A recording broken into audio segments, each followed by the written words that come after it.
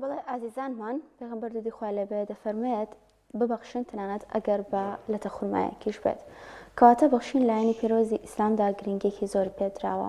و هەروەها هەمیشە وتومانە کە ببەخشین ماڵ کەم ناکە بەڵکو ڕزق و ڕۆزی زیاد دەکا بەتایبەت ئەو موسڵمانانە و ئەو کەسانەی کە دەبەخشن بەنهێنی لەژێر عەرشی پەروەردگاردا دەبن. باز لە گرنگی بەخشین دەکەین و لەگەڵیشیدا باز لە کارە خێرخوازەکانی دەستگای بەخشین دەکەین بزانین ئەو کارانەی کە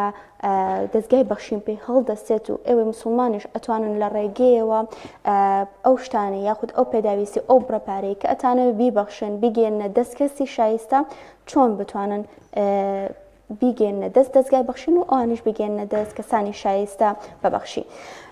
قسە و باسی زیاتر و گفتوگۆی زیاتر دەکەم لەسەر ئەم بابەتە بە میوانداری سەروەری مام سلێمان ئەندامی دەستگای خێرخوازی بەخشین کە لە ستۆدیۆ لەگەڵماندایە. زۆر بەخێوی کاک سەروەر. کاک سەروەر با لەوە دەست پێ بکەم زانم بەخشین لە ئاینی پیرۆزی ئیسلامدا چۆن باسی لێوە کراوە. بسم الله الرحمن الرحیم. سپاس بۆ بەرنامەکەتان دەستان خۆش بێت. زۆر بەخێوی. وەڵا بە شێوەیەکی گشتی یەکێک لەو بابەتانەی کە ئاینی پیرۆزی ئیسلام گرنگی زۆر تایبەتی پێداوە بەخشین و سەدەقەیە و مرۆڤێکی موسڵمان لە دنیا ئەبێ ئەو دڵ و دەروونەی هەبێ کە لەو ماڵی خوا پێداوە بیبەخشێ کە لەو علمەی خوا پێداوە بیبەخشێ کە لەو توانە و تاقەی خوا پێداوە بیبەخشێ بەگشتی بەخشین تەنها ڕەبت نەکراوەتەوە بە مادە و سەرەت و سامانەوە بەڵکو ڕەبت کراوەتەوە بۆی کە خوا پێیاوی لێ ببەخشی بە خەڵکی بۆ نمونە کەسێک کە علمێکی پێیە ئەبێ زەکاتی علمەکەی بداوە و بیبەخشێ بە خەڵکی کەسێک کە تاقە و توانایەکی هەیە لە بوارێکی جیاوازە بەخێر سەرفی کا بۆ خەڵکی و ئەولاتریش یانی لە بابەتە مادیەکان ئەگەر کەسێک بەهێز بێ لە بواری مادیە و توانای مادی زیاد بێ زەکاتی لەسەر فەرز کراوە بەڵام بابەتی سەدەقەکردن لەسەر هەموو تاکێک با بڵێن نابێ بە واجب بەڵام بۆکو پێویستیەک وەکو سەدەقەیەک وایە کە چ کەسێک زۆر کەمیشی هەبێ لە دنیا ینی وەک چۆن پێغەمبەری خوا صلی الله علیه و سلم فەرمێ خۆت لە ئاگری دۆزەق بپارێزە ئەگەر بەبەخشینی لەتە خوڕمایەکیش بێ ئەواتە کەسێک ئەگەر یەک خوڕماشی هەبێ ئەتوانێ خۆی لە ئاگری دۆزەق پارێزێ بەوەی کە لەتێکی تری لێ یەک خوڕمای هەبێ لەتێکی لێ ببەخشێ کەواتە بەخشین بە گشتی لە ئیسلامە یەکێکە لەو پێوەرە گرنگانەی کە هەڵسەنگاندنی مرۆڤی پێئەکرێ و پێشی ئەبێتە براوەی قیامەت. زۆر باشە باسیەوەت کرد کە بەخشین تەنها بە ماڵ و سامان نابێت لە ڕووی زانستیشەوە ئەگەر علمێک ببێت توانین بەخشی کەسانێکمان هەیە لەوانەیە لە شوێنێکدا بن زانیاریەکیان هەبێت کەسێک پێویستی بۆ زانیارەیە بەڵام پێی نابەخشێت یاخود زانیارەکەی پێ نادات ئەڵێت با خۆی بچێ هەوڵ بدات و بگەڕێت. ئەم کەسانە تاوانیان بۆ ئەنووسرێت یاخود جگەل لەوەی کە خێر و سەدەقەیەکیان لە دەستداوە لە ڕووی دەرونیشەوە مرتاح نابن دواتر. ئێمە سەرمەشقمان هەیە بۆ هەموو بابەتەکانی ژیانی خۆمان سەرمەشقی ئێمە بۆ هەموو بابەتەکانی ژیانمان پێغەمبەری خوا صلی الله علیه و سلم بۆ ئەوەیشی کە لەم بابەتانە تێبگەین لە سەدەقە تێبگەین لە بەخشین تێبگەین ئێمە تەماشای سەروەری مرۆڤایەتی محەممەد صلی الله عليه وسلم کەین ئەوەی کە پێغەمبەری خوا صلی الله علیه و سلم ڕێنمونی کردوین لەسەری ئەوە بێتە ڕێگەی ئێمە بەڕاستی و لە بابەتی بەخشین و سەدەقەش چ لە بوارە علمیەکانەوە چ لە بوارە مادیەکانەوە چ لە بوارە ڕۆحیەکانەوە چ لە هەر بوارێکی تر بەگشتی ئێمە با بڵێن لە پێغەمبەری خوا صلی الله علیه و سلم بەرنامەکە وەرئەگرین وەک چۆن خۆی ئەفەرمێت کردنی زەردەخەنەیەک بەرامبەر بە برای مسلمانەکەت سەدەقەیە ینی خێرە ئەمیش هەر دیسانەوە بەخشینی خۆشەویستی و محیبەتە ئینسان ئەبێت لەوەی هەیەی بە حەڵاڵ ببەخشێ ینی دەرفەتی ڕەزیلی بە کەس نەدراوە بەڵکو ئەبێت لە هەموو ئەو بوارانەی کە تایە تۆ بەهێزی تایە تۆ توانات هەیە تایە ئەتوانی بەرامبەرەکەت ئاسوودەتر بکەیت چ لە ڕووی باوڵێن لە هەموو ڕوانگە جیاوازەکانەوە ئەبێ هاوکار و دەستبار بی چونکە ژیانی ئێمە ڕەبت کراوەتەوە بە تەواوی مرۆڤایەتیەوە من ئەگەر ئێستا توانام نەبێ خانوویەک بۆ ماڵێک بکەمەوە خۆ ئەتوانم لە خانووەکرێکەیە دڵخۆشی کەم بەوەی کە سەردانی بکەم و سیرەی ڕەحمی لەگەڵ جێبەجێ بکەم خۆ من ئەگەر نەتوانم بۆ نمونە کەسێک ئەگەر نەیشی ناسم خۆ ئەتوانم بە سەلامکردنێک و زەردەخەنەیەک خۆشی و دڵخۆشیێکی پێ ببەخشم ئینسان لە هەموو وارەکانە ئەتوانێت ئەو دڵخۆشی و کامرانی توانیە بە بەرامبەرەکەی ببەخشێ و شەیری بکا لەگەڵی محبەت و خۆشەویستی لەگەڵ بگوازێتەوە بە غەیری ئەوەش ئەو جاگەر بینە ناو بابەتە مادیەکان و شێوازی ژیانکردن و با بڵێن ئەو پێویستیانەی کە لە مرۆڤ خۆی زیادە بۆ نمونە مەسەلەی خانووە مەسەلەی ئێستا کە ئێمە لە سەروبەندی کڕینی جلوبەرگی قوتابخانین بۆ مناڵانی بێ باوک کە ئەتوانێت بۆ نمونە هەموو کەسێک ئەتوانێت کەسی ئاسایی با بڵێن وەک چۆن خۆی سێ مناڵی هێجلی قوتابخانیان بۆ کڕێ بتوانێت یەک حساب بکات 4 مناڵی هەبوو جلی یەک مناڵی بێ باوکیش بۆ لەگەڵ مناڵەکانی خۆی دابین بکە ئەمە ینی کەوتووەتە سەر ئەو دڵ و دەرونی ئەو ڕۆحەتی کە خی گەورە بە مرۆڤی بەخشووە ڕەزیلیتیانەکە و بتوانێت هەلەکانیش بقۆزێتەوە تا تەمەن ینی لە بەردەمیان ماوە چونکە ئینسان کەس نازانێت کەی ئەمرێت و کەی دنیا بەجێ هێڵێ بۆیە هەموو دقەیەک فرسەتە بۆ ئەوەی کە بتوانین سەدەقەیەکی تریتی ئەنجام بدەین کارێکی باشیتی ئەنجام بدەین جێپەنجەیەک جێبی هێڵین بتوانین جێپەنجەکەمان بە جۆرێک دیاری بکەین کە خوا پێ ڕازیە بۆیە فرسەتە تەمەن بەو جۆرێک کە ئێمە بتوانین زۆرترین سەدەقەی تیا بکەین یعنی بۆ نمونە ئەگەر بتوانی خەندەکانت لەگەڵ عایلەیەکی بێ باوکە شەیر بکەیت چەند جوانە گەر بتانی لەگەڵ ماڵێکی هەژار و بێنەوایە خۆشیەکانت بەشکەی چەندە جوانە ئەگەر بتانی ئەگەر خۆشیەکانیش نەتوانین بەشکەی چەند جوانە ناخۆشیەکانی لەسەر کەم بکەیتەوە چەند جوانە لەگەڵ معانات و ناڕەحەتیەکان یا تەعامل بکەیت چەند جوانە لەگەڵ کە مندامێک خاوەن پێداویستی تایبەتێک کە توانای بژێوی ژیانی خۆی نییە بتانی عاربانەیەکی شەحنی بۆ دابین بکەی لە جاتی ئەوەی کە هەر نەتوانێت لە ماڵەوە دابنیشێ جارجار بڕاتە ناو کۆمەڵگە بۆیە ئەم جوانیانە تەنها لە سەدەقە و بەخشی نادۆزینەوە بۆیە پرۆژەکانی دەستگای بەخشینیش بەسەر ئەم جوانیانە ئادابش بوو زۆر باشە بە بینە سەر کار و چالاکیەکانی دەستگای بەخشین لە نوێترین کار و چالاکیتان کە وەرزی خوێندنە چ کار و چالاکیەکتان هەیە و خەڵکی چۆن ئەتوان هاوکارتان بن کار و چالاکیەکانی دەستگای بەخشین ناوەستێ وەکو دەستگای بەخشین بەڵام ئێمە وەکو بەشێک کە پێمانەوترێ با بڵێن بەشێکمان هەیە لە ناو دەستگای بەخشینە پێوترێ بەشی بێ باوکانی دەستگای خێرخوازی بەخشین لە ئێستا پرۆژەی کڕینی جلوبەرگی قوتابخانەی هەیە بۆ مناڵانی بێ باوک ئەم پرۆژەیەکێکە لەو پرۆژانی کە ساڵانە دووبارە ئەبێتەوە و پرۆژێکی زۆر زەرور و گرنگە مناڵانی بێ باوک ئێستا ڕێژێکی زۆریان لە چاوەڕوانی ئەوان کە ئێمە بتوانین جلوبەرگی قوتابخانەیان بۆ دابین بکەین الحەمدولله بەشێک لە ئێستایا دابین کراوە بەڵام نەقسمان هەیە هێشتا بەشێکی تریمەوە کە بتوانین هاوکاری ئەو مناڵە بێ باوکە ئەو مناڵە نازدارانە بکەین بتوانین کە جلوبەرگی قوتابخانە و پێویستەکانی مەکتەبی بۆ دابین بکرێ بۆیە بەخشین کار و پرۆژەکانی ناوەستێ بەڵام وەکو پرۆژەیە کە لە ئێستاە ئێمە حالیان ئیشی لەسەرەکەین وێڕای ئەوەی کە لە دەروی وڵات کۆمەڵێک پرۆژەمان هەیە ئێستا بەردەوامە بەڵام ئەگەر تەرکیز خەمە سەر بەشی بێ باوکانەکە لە ئێستایا بەشی بێ باوکان پێویستی بەوەیە هەمووان بەیەکەوە هیممەت بکەین هەموو مناڵە نازدارەکان وا لێ بکەین کە بە مرتاحی بە دڵی خۆیان لە مۆڵێک جلی وەرگێکی نایاب بۆ قوتابخانەکان هەڵبژێرن و بە دڵ دەروونێکی ئاسوودەوە بڕۆن خوێندەکان جێبەجێ بکەن زۆر باشە خەڵکی چۆنتوان هاوکاریتان کەن ئایا بڕۆپارێکتان دیاری کردووە یان کەسێک کە بیەوێت پۆشاکێک بۆ کەسێک بۆ مناڵێکی بێ باوک بکرێت خۆی بیکرێت و بیاتە دەست ئێوە چۆنیە ئێمە وەکو پرۆژەکە وەکو میکانیزم ئەگەر ڕوونکردنەوەت پێ بدەم میکانیزمی پرۆژەکە ئێمە بۆ جۆرێ مناڵەکانە هێنین ئەیان بینە مۆڵێکەوە بە دڵی خۆیان جلوبەرگی قوتابخانەکەیان هەڵبگرن نەگوی ئێمە جلوبەرگی بە قیاس هەڵبگرین یا بارزان لە شوێنێک یا ماوەی شوێنێک بێنین لە هۆڵەکە بیان دەینێ و ئیتر نەقیاسی خۆی بێنە ڕەنگی بەدڵی خۆی بێنە اختیاری کەوێتە بەردەست بەڵکو ئێمە هەوڵمان داوە پرۆژەکە بە جۆرێک بێ اختیارەکان لای خۆی بێ لە ناو مۆڵێکا لە شوێنێکا کە جلوبەرگی قوتابخانە بۆ هەموو مناڵێکی تر هەیە بۆ ئەویش هەبێ و بتوانێت بە دڵی خۆی ئەو پێویستی کە پێویستێتی ئەو جلوبەرگەی کە شایستەیەتی ئەو جۆرە لە جلوبەر کە ئەو لە بەری ئەکا هەیە عەزی شەرعی لە بەرەکە هەیە بۆ نمونە مناڵە حەزان کا پانتۆڵەکەی زۆر جەستەی بگرێ یان بە حەز و خولیای خۆی مناڵەکان بە حەز و خولیای خۆیان لە دەستگای بەخشین ئەچنە ناو مۆڵەکانەوە لەوێ جلوبەرگەکە بە دڵی خۆیان هەڵ ئەگرن و دەستگای بەخشین بەشی بێ باوکان پارەکان بۆ واصڵ ئەکا و ئەمەش حتمەن ئێمە بۆ هەر شوێنێک چوبین ڕێژەیەک دیاریکراوە بۆ ئەوەی کە بە بڕی چەندە ئەتوانێت ئەم جلوبەرگە هەڵبگرێ بەڵام بە خۆشحاڵیەوە ئەم ساڵ جیاوازتر لە ساڵانی تر لە شاری سلێمانی کە لە ڕێگەی خێرخوازێکەوە ئەم ئیشەمان جێبەجێ بووە مناڵەکان کراس و پانتۆڵ و جانتا و کالە حەدی مادیان بۆدانەنراوە کام جانتای بەدڵیانە ئەو هەڵبگرن کام کراس و پانتۆڵی بەدڵیانە ئەوە هەڵبگرن کام کالێری بەلانوێ جوانە ئەوە هەڵبگرن ینی لەو چوار جۆرە موادە ئەتوانن جوانترین پێداویستەکانی خۆیان جێبەجێ بکەن و ئەوەش وا لەبیر نەچێ. ئێمە وەکو دەستگای بەخشین بە هیچ جۆرێک لە هیچ کاتێکە خەمی هەژاران و خەمی بێنەوەیان و مناڵانی بێباوک هەرگیز لەبیر ناکەین. و شتێک نییە گەر ئێمە دەسەڵات و توانامان نەبوو بەدەم هەندێک لە مناڵانی بێباوکەوە بچین ئەوە لە توانە با بڵێن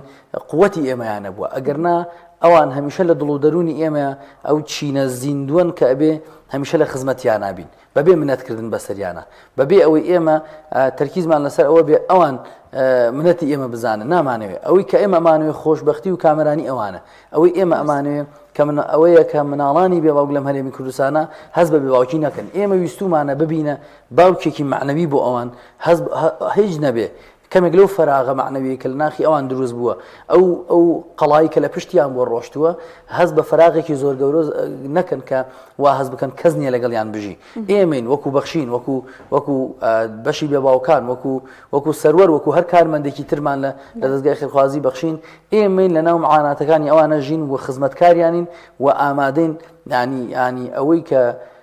ئەو تایە ئەژی بە هەمان شێواز بژین و ئەوەی کە ئەو پێویستێتی ئێمە هەوڵی پڕکردنەوەی ئەو پێویستیە بدەین. زۆر باشە کاک سەروەر ئەم پرۆژەی ئێوە بۆ ساڵی دەستپێکی نوێی خوێندن لە چەند شار و شارۆچکە بەڕێوە دەچێت؟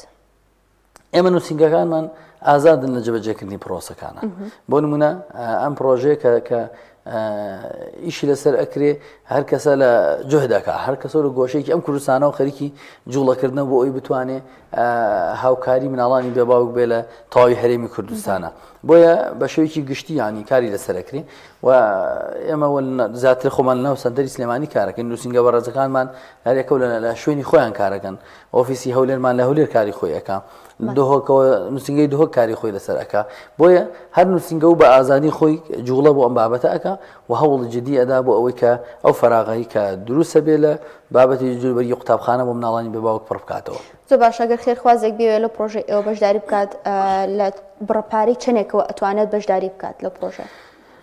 بەپێی شار و شارۆچکەکانە گۆڕێ بەڵام ئێمە کەمترین حدێک کە دامان ناوە 40,000 دینارن ئەتوانین لە 40,000 دینارەوە لە 35 بۆ 40,000 توانن کراس و پانتۆڵ شتێکی متەواضعانەی هەرزان دابین بکات بەڵام لە 40,000 بەرەوسەرەوەی تر وردەوە دەتوانێت جلوبەرگێکی ڕێکوپێک بۆ مناڵە بێباوکە دابین بکەوە بێت تا هاوکار و دەستباری کەم بڕێکی زۆر نییە زۆر جار ئەوانەی کە ئێمە ناسین بۆ یەک دەعوەتی لەوەی کە کەسێکی من ڕێزم بۆ دەوڵەمەنەکان هەیە چونکە ئێمە ئیشکاری بەخشین دەوڵەمەنەکان دەوڵەمەندیان کردووە گەرنا خۆ کار و پرۆژە خەیریەکان ئەو دەوڵەمەنە خێرخوازانن کە هەست بە بەرپرسیارەتیەکەن بەڵام هەندێکیشان هەن هەست بە بەرپرسیارەتی ناکەن بۆ یەک دەعوەتی ئامادەیە بۆ نمونە دەوەرەقە سەرفەکە کەسێکی با بڵێن خۆی داوەتەکە بڕێکی پارێکی زۆر سەرفەکە بەڵام جوهدێ ناکە لەوەی کە بتوانێت 4 کەس پۆشتە بکاتەوە 4 فەقیر ئاوەدان بکاتەوە بۆیە ئێمە ڕوومان لە هەموو خەڵکی هەرێمی کوردستانە ئێمە خۆمان و ئەو خەڵکەشی کە بە چواردۆرمانەوە ئەو خەڵکەشی گوێی لێمانە پێیان ئەڵێن با خەمی یەکەممان خەمی هەژاران و بێباوکان و بێنەوایان بێ با لەو مەوسیمەی کە پێویستە ئەوان جێپەنجە جێبێڵن و بتوانن فرسەتی تەمەن بقۆزنەوە بتوان ببنە هاوکار و دەستباری خەڵکی بتوانن بەر ئەو حەدیثانی پێغەمبەری خوا صلی الله علیه و سلم بکەون بتوانن بەر ئاەتەکانی قورئان بکەون کە باز لە گەورەی و پێگەی سەدەقاکە باز لە گەورەی و پێگەی خێرەکە بۆی هەمومان بەرەم ئاەتە پیرۆزانە ئەم حەدیثە پیرۆزانە بکەوین و لە ڕووی ئینسانیشەوە ببینە ئەو ئینسانی کە زەروریەتی کۆمەڵگەیە و ببینە ئەو ئینسانی کە ئەرکی مرۆڤبوونی خۆمان جێبەجێ کردووە پێویستە هەر هەمومان ببێت جیاوازی لە منەوە تا هەر تاکێکی تری کۆمەڵگە ئاگاداری فەقیر و هەژار و بێباوک و بێنەوایان بین کاتێک کە مەوسیمی کڕینی جلوبەرگی قوتابخانە دێ ببینە کە سوکاری ئەو ناڵە بێباوکانە پێویستەکانیان بۆ پڕکەینەوە کاتێک کە مەندامێک خاوەن پێداویستی تایبەتێکە بین پێویستی بە عارەبانێکی شەحنە ببینە ئەو دۆستە ئەو کەسە نزیکەی کە ئەو فەراغی بۆ پڕکەینەوە کاتێک کەسێکە بینین خانوویەکی نییە لانەیەکی نیەتی ئایا بحەوێتەوە لەناو خێمەیەکا بە ناڕەحەتی ژیان بەڕێکە ئێمە ببینە ئەو دەستە خێرەی کەچی کە خانوویەکی بۆ بنیاد بنین یا کاتێک ئەبینین کە خەڵکێک دەمێکە گۆشتی نەخواردووە هیچی تێناچێت ئەگەر ئێمە ئەو بەرپرسیارەتی هەڵبگرین خوانێکی ئێواری بۆ بەڕازێنینەوە بۆیە هەموو هەمومان لە ژێر بەرپرسیارەتیان وەخوا چاودێرە بەسەرمانەوە کە ئەبێ ئێمە ئەو فەراغ و بەرپرسیارەتیانە پڕکەینەوە و ئێمە ئەبینە ئینشاءالله پشت بەخوای پەروەردگار وەک چۆن لە ڕابردووە ئێمە خزمەتکاری مناڵانی بێباوک و فەقیر و هەژاران بووین ئینشاءالله لە داهاتووشە هەر خزمەتکاری مناڵانی بێباوک و فەقیر و هەژاری ئەم کوردستانە ئەبین و ناهێڵین ئەو فەراغە لە خۆشمانە دروست بێ کە ڕۆحمان هەست بە ناڕەحەتی بکات چونکە ئێمە ڕۆحمان لەگەڵ مناڵانی بێباوک تێکەڵ بووە ئێمە ڕۆحمان لەگەڵ فەقیر و هەژار تێکەڵ بووە ئێمە ڕۆحمان لەگەڵ ئەو خاوەن پێداویستی تایبەتانە تێکەڵ بووە کە خزمەت ناکرێن کە حەق و پێویستی و مادی خۆشیان پێ نادرێت لەلایەن حکوومەتی هەرێمی کوردستانەوە ئێمە ڕۆحمان لەگەڵ ئەو با بڵێن ئەو دایکە بە ڕێزانە تێکەڵ بووە کە بەسەر ڕایەوەی ڕێعای اجتیماعیان نییە کە سەر ڕایەوەی کە موچەیەکیان بۆنەوە ڕاوەت و کە ژیانیان ئاسان کە ژیانیشان قورستر کراوە بەهۆی خراپی بارگوزارانی خەڵکیەوە بۆیە ئێمە و مناڵانی بێباوک ئێمە و فەقیر و هەژاران ئێمە و بێنەوایان یەک پاکێجین ئەگەر دڵ و دەروون و ڕۆح و جەستە و ژیانمان لەگەڵ ئەوانە ئینشاءالله هەر لەناو یەک بۆکسە لە یەکتری دەرناچین پێکەوە ئینشاءالله ژیانەکەین و هەتا ئەو کاتەی خوای پەروەردگار ڕۆحمان لێسێنێتەوە ئەبینە ئەو سێبەرەی کە ئەوان تیا بحەوێنەوە ئەبینە ئەو دەستەی کە دەستی ماندووی ئەوان بگرین ئەبینە ئەو چەترەی کە لە ژێرسایی سێبەری دەستگای بەخشین و ئەندامان و کارمەندانی کۆمەڵە بەگشتی بحەوێنەوە ئینشاءالله تا ئێمە هەبین پشت بەخوای پەروەردگار تا ئیسلام هەبێ و ئێمە لە ئیسلامەوە فێر بوو بین نایڵێ مناڵانی بێباوک و بێنەوایان و فەقیر و هەژاران هەست بە کەمی و هەست بە نەقص بکەن و ئێمەش توانامان سنووردارە ئەوەی لە توانامان نابێ ئەنجامێدن ئینشاءالله لا يكلف الله نفسا إلا وسعها. زۆر باشە کاک سەروەر جگەر لەوەی کە تۆ ئەبەخشی لەوانەیە ئەو ڕۆپارەی ئێوەش داتانناوە بڕێکی کەمە لەوانەیە شتێکی وانە بێت بۆ ئێمە کە بمانوێت ببەخشین بەڵام کاتێکە خەندە بینین لەسەر لێ ئەو مناڵانە لەلایەنی دەرونی و نەفسیەوە مرتاح ئەبین. زۆر باشە ئێوە لە سەرجەم هەرێمی کوردستاندا موچەتان بۆ بێباوکان دابین کردەوە و ژمارەی ئەو کەسانی کە موچەتان بۆ دابین کردووە چەندێکن و کار و چالاکیەکانی تری دەستگای بەخشین خۆی لە چی ئابینێتەوە؟ ئێمە لە بەشی بێباوکانی دەستگای خێرخوازی بەخشین من وەکو یەکێک لە کارگێڕەکانی بەشی بێباوکانی دەستگای خێرخوازی بەخشین کە ئیش و کارم بە تەواوی کارکردنە بۆ خزمەتکردنی مناڵانی بێباوک ئێستا 1200 مناڵی بێباوک موچەی مانگانە لە دەستگای خێرخوازی بەخشین وەرەگرێ و بە مانگانە بە بڕی 135 میلیۆن دینار موچە وەرەگرێ. ئەم بڕانە ئێمە الحەمدولیلا